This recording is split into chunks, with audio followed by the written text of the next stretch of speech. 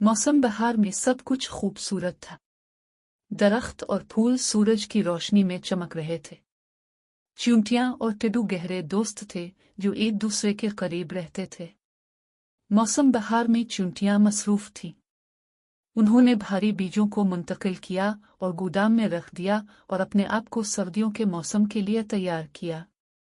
लेकिन टिड्डू खुश और सुस्त सूरज की रोशनी में खूबसूरत फूलों और हरी घास के दरमियान बैठा दरख्तों की शाखों पर टेक लगाकर बहार के गीत गाता रहा। इसने अपने आप से कहा, ये वो जिंदगी है जो मुझे पसंद है। मैं हमेशा गाना और अदाकारी करना चाहता हूँ। इस खुशगवार मौसम में कौन कौन काम कर रहा है?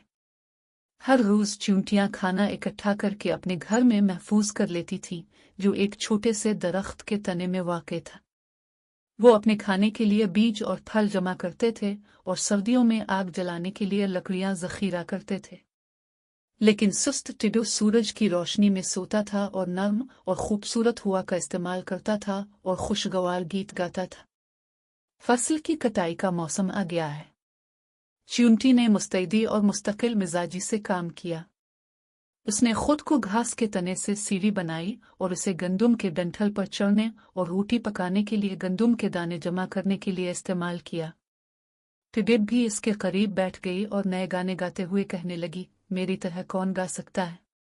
मेरी आवाज़ कितनी खूबसूरत है। खिज़ां का मौसम अपने सर्द मौसम और मूसलाधार बारिश के साथ आ पहुंचा और चींटियां अभी तक काम कर रही थीं। दरख्तों के पत्ते जमीन पर गिर रहे थे। उदास टिड्डू बारिश से अपने आप को बचाने के लिए दरख्तों के पत्तों के नीचे खड़ी थी। फिर मौसम सरमा था और बर्फबारी हुई। टिड्डू को खाने को खाना नहीं मिला। इस सर्द मौसम में वो बहुत भूखा था और गाने के मूड में नहीं था। लेकिन चींटियों के बारे में सुनो। वो उनके गर्म घर में उनकी छोटी कुर्सियों पर आग के पास बैठा और आराम कर रहा था। टिड्डू ने अपने आप से कहा, मैं चींटी के घर जाऊंगा और इससे मदद मांगूंगा। मैं जानता हूं कि उनके पास खाना और आग और गर्म जगह है।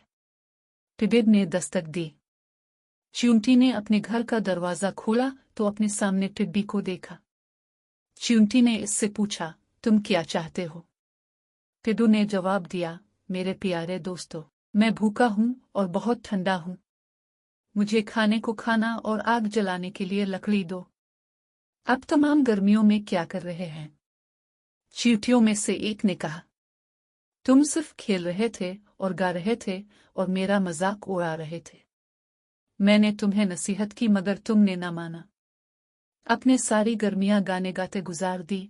अब जाओ गाओ और अपनी मर्जी के मुताबिक जियो। फिर उन्होंने टिड्डी पर दरवाजा बंद कर दिया। थोड़ी देर गुजरी।